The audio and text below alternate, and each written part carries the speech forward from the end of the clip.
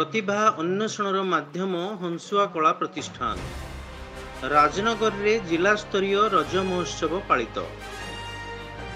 केन्द्रापड़ा जिला राजनगर कला संस्कृतिर अग्रणी सांस्कृतिक अनुष्ठान हंसुआ कला प्रतिष्ठान पक्षरु राजनगर ब्लॉक केरेडागड़ स्थित वरुणेश्वर मंदिर परिसर रे तृतीय वार्षिक रज महोत्सव पालित हो जाइछि। अध्यापिका तनुश्री मिश्र अध्यक्षतार अनुष्ठित उद्यापन उत्सव रे मुख्य अतिथि भावे ओडिशार विशिष्ट स्तंभकार तथा पूर्वतन ओडिशा साहित्य एकाडेमी सदस्य अक्षय राउत जोगदे एभली प्रतियोगिता ओडिशार सांस्कृतिक विभव को आगक नेबारे सहायक हो बोली मत व्यक्त करथिले।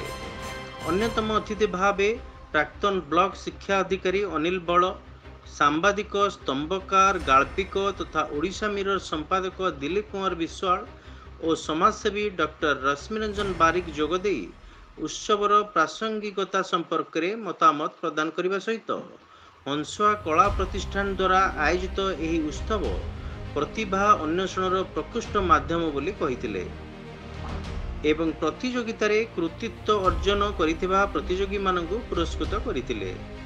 विश्वजीत कुंड अतिथि परिचय प्रदान करथिले।